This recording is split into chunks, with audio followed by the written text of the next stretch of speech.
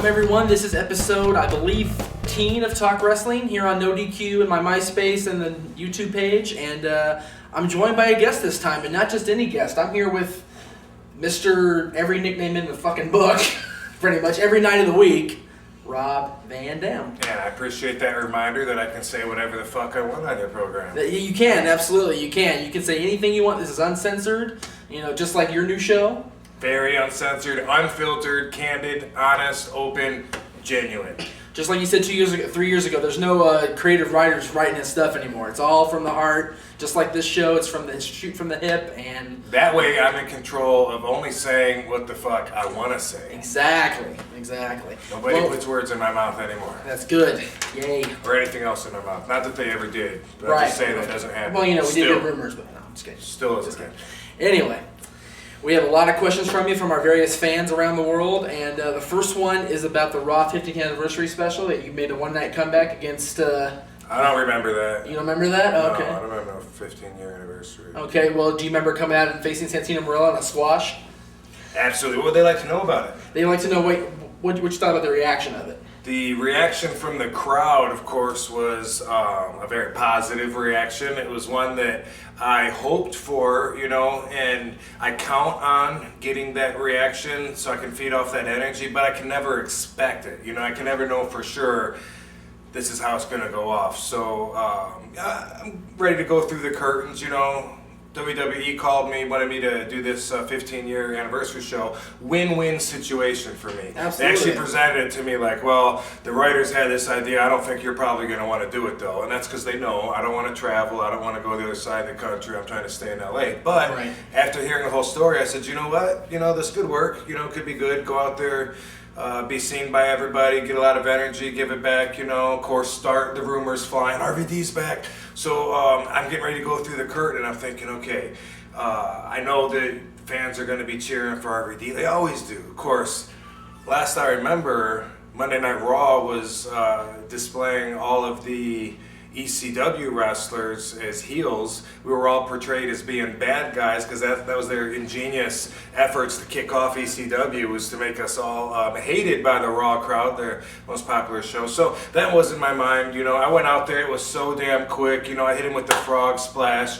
RVD. Everybody went nuts. I forgot it was a match. It was so quick, man. Right. I'm celebrating with the fans. I looked over and Mike Kyoto, the referee's looking at me, getting ready to make the count. Like, Rob, are you going to cover him? I remember that. Shit, that's right. Yeah, because you hit the splash, jumped up to the pose, and everybody's going, is he going to cover him? What is he doing? Oh, yeah, okay. I forgot that it was an actual match. I'm thinking in my mind, I don't wrestle for these guys anymore, so it's like a run-in, which I thought it would be when they talked about it being a match. At first, I thought, wait a second. I was like, oh, what's the difference except for what I'm wearing? So I'll throw my knee pads on, I'll just go out there and do the same thing. But unfortunately, in my mind, it was still a run-in. But it was all good. It's all good. Got the 3 count. It worked out. Yeah. Another win for RVD. Absolutely. Fans are always surprised at my win-loss record on the way out. Even still winning them now that I'm already out.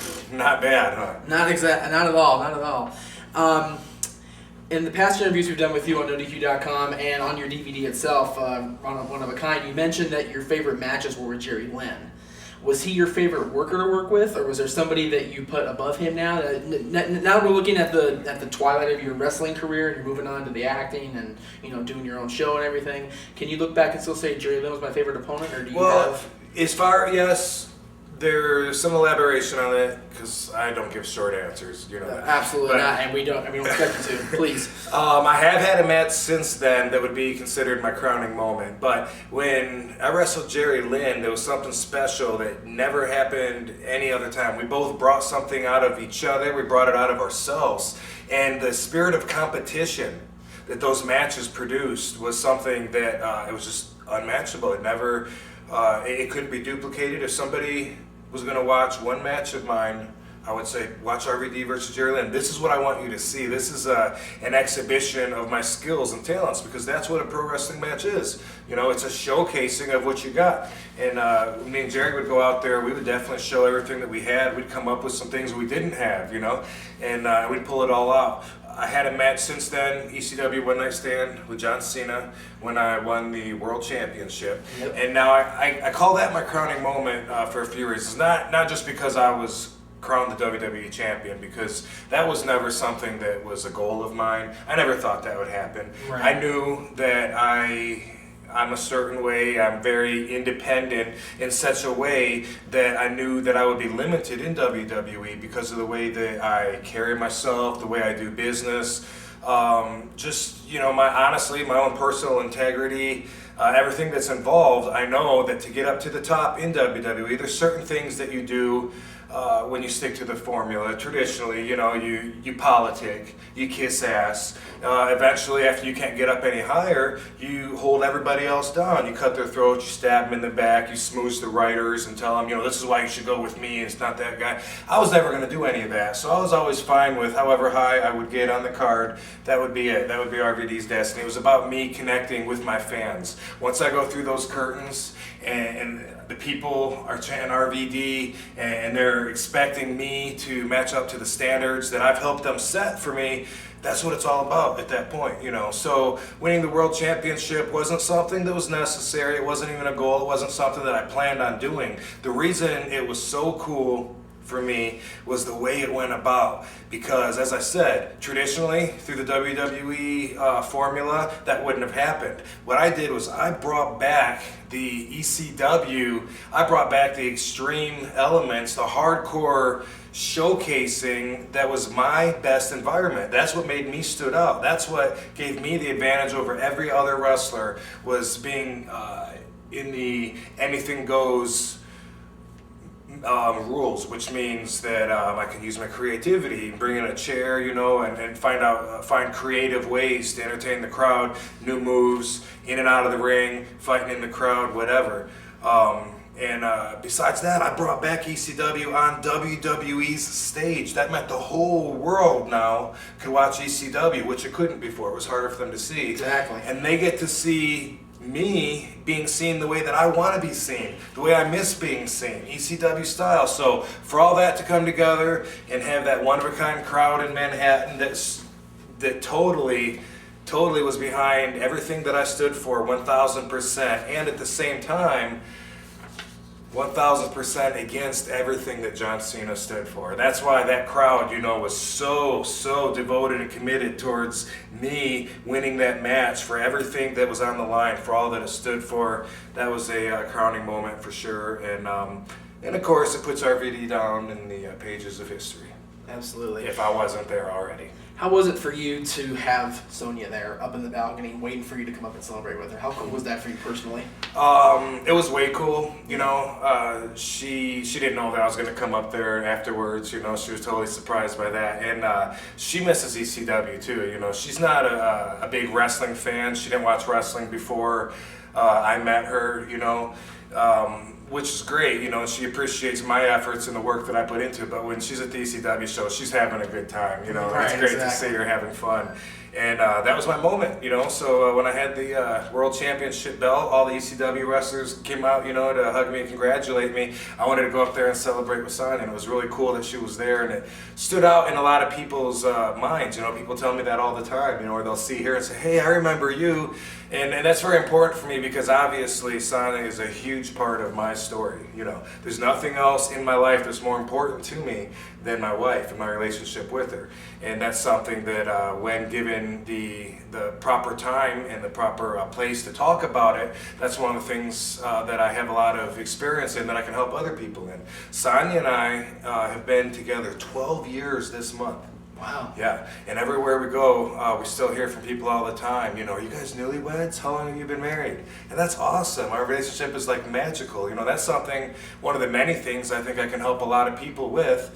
You know, I have a lot of skills outside of just kicking people and doing backflips in the ring. That's why I'm taking a break from that. And I'm exercising a lot of other interests and exploring a lot of other things inside here, and enjoying other things in my life and in the world. And a lot of this part of my path has to do with reaching out to people and inspiring people and motivating people, whether it's with spiritual awareness or positive energy or relationships. I mean, that's something that I'm definitely qualified to talk about. Absolutely.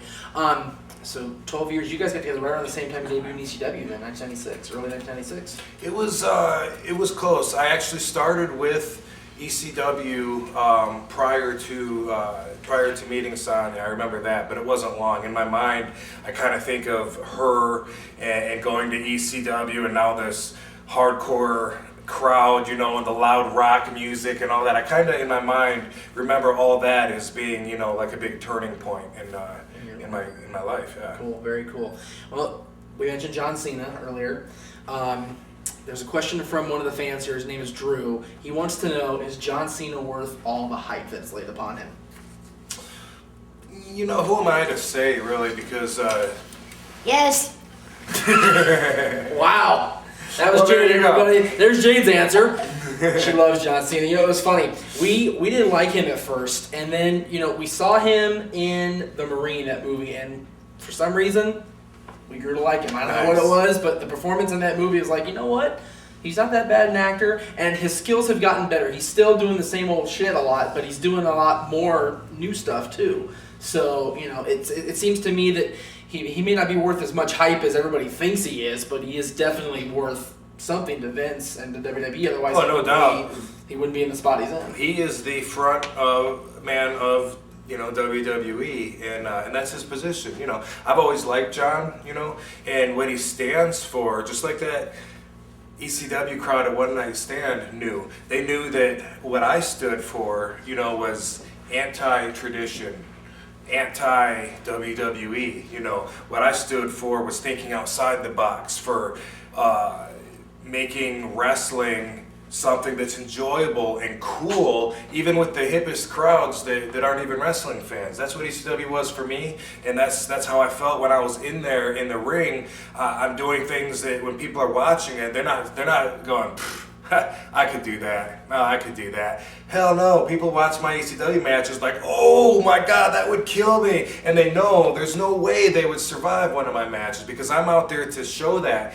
and to prove that and to give that every single time. And that's what ECW is about. Now, with WWE, which John Cena is a perfect representation of, it's totally different. You know, it always has been. The guys that Vince McMahon has gotten behind for his number one guy to be the symbol of WWE or WWF. It's always been a wrestler character that he created. Always has been, right? Stone Cold Steve Austin, The Rock, you know, back to the Hulkster. It always, I mean, that's the way it is. And John Cena fits into that. He's young, you know, in great shape, and Vince loves him, obviously. You know, I mean, look at last year. I mean, John Cena had more endorsements than probably any other pro wrestler I can remember.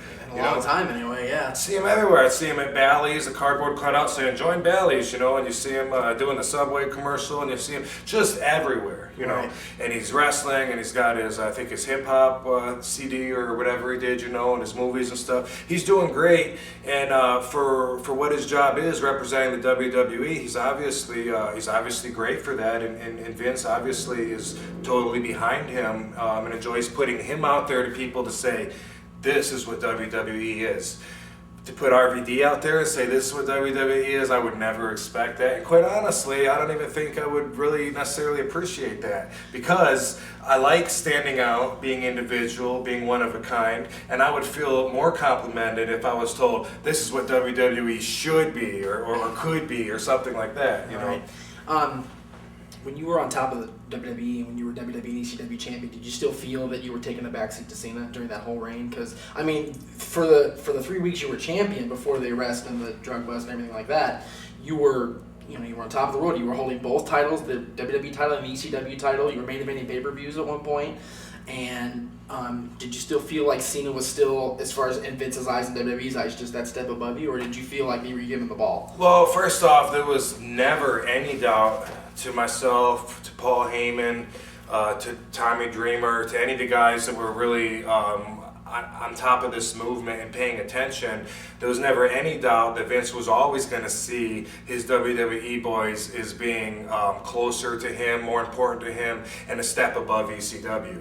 The whole time since ECW came out as a third brand, it was always held down. It was always put on the back burner. There's always less put into it. When Paul and I were on an overseas trip before Paul left, on a nightly basis would get together in the hotel room and just like pull our hair out at everything that happened that night to try to reduce the amount of impact that ECW could have. Here we were in Italy and England, and we had a chance, to be overseas to show these people, yeah, we brought ECW back. Here's this different product that we have. We want to show you what it's about. And they did everything they could to hold it back. Everything from even just from having tiny little letters or no mention whatsoever that ECW was on the card, to positioning on the card, to even like before the first ECW match, they'd make sure some SmackDown guys came out and fought with a chair all over outside the ring and everything without a count out. They did so many little things that maybe would go over people's heads that aren't paying attention,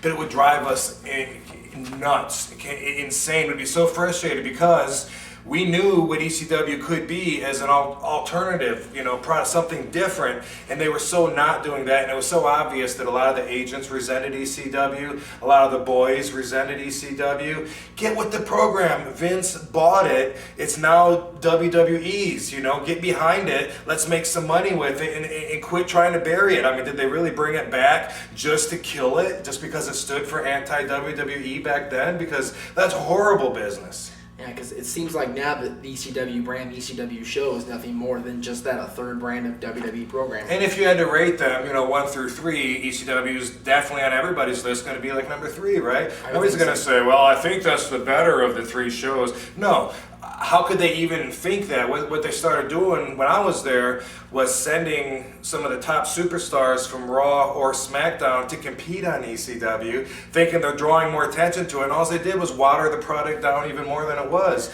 make it more confusing. Wait, who's in ECW? Am I in ECW? I didn't even know after a while, Yeah. Honestly, I was in my own world. I didn't feel like no more attention's being put on Cena, this or that, whatever. When ECW was there, when it first came out, and when I had the championship title, the spotlight was on me, and it was up to me to get people to pay attention. Nothing else mattered to me, really. I mean, that was the last time that it was really fun for me. How far into the re-debut of ECW did you decide after my contract's up? That's it. Well, it wasn't long into it, that I was contemplating that. I was burnt out. I wasn't enjoying traveling whatsoever. I loathe traveling. I still do. Getting on an airplane every day, renting a car, driving to some town I don't want to be in, thinking of how nice and sunny it is in California when I'm in Minnesota to do a backflip and a spin kick for the same crowd that I felt like I've already been here and done that like 40 times already, and honestly it became meaningless for me, which is why I needed to get away. I was burnt out. I don't want to tear apart wrestling and insult wrestling fans. They're one and the same. My fans are wrestling fans, so I'll never do that. But for me, I needed to get away. Wrestling wasn't cutting it for me. I wasn't excited about it. I wasn't interested in it, and eventually I wasn't even having fun with it anymore. I wanted to be somewhere else. It was the week of WrestleMania that I made up my mind 100% for sure. And I was on the fence about it, like I'd go back and forth. Gosh, I know I don't want to commit and re-sign and be thrown back into a prison sentence for another 2, 3, however many years, because that's what it's like. Slam that door behind me. I just signed the contract. You put the rest of your life off until you're done with the contract. Right. It's not like you really get to see your home and your family and all that. You don't. Not when you're on top selling tickets and when you're someone that they're using it and that they have interest in. So it was actually WrestleMania weekend that I was doing a lot of soul searching. I had been involved with studying spiritual awareness and growing my inner connection for like about 2 years at that point. It was actually, probably since our last interview that I really got into it. I've always been considered a spiritual kind of person, but the last few years I've really invested a lot of time into growing my understanding and my connection and my path. And that is what ultimately told me, do not resign.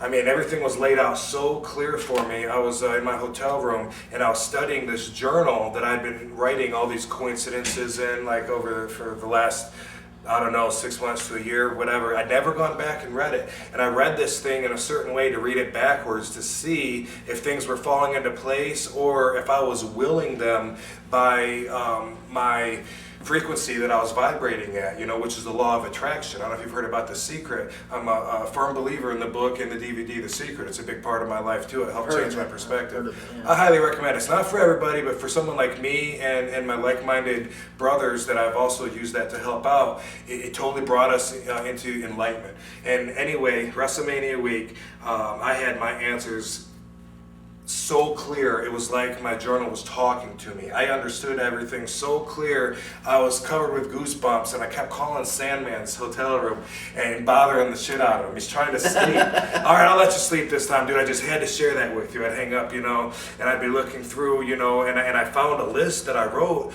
a year ago of what my own personal preoccupations are. In other words, distractions from the big picture, things that I invest too much energy into that keep me off of looking at where my path is supposed to be, Right, and I was looking at that, and it was just like so clear, and it just made, and it all coordinated and made so much sense. I was just blown away. I was like, oh my God, I can't believe that. I call him back, Sandman, I know I said I'd let you sleep, but dude, I gotta share this with you. And I would tell him, because he understood, because I got him spiritually aware. Sean Stasiak is one of my spiritual brothers.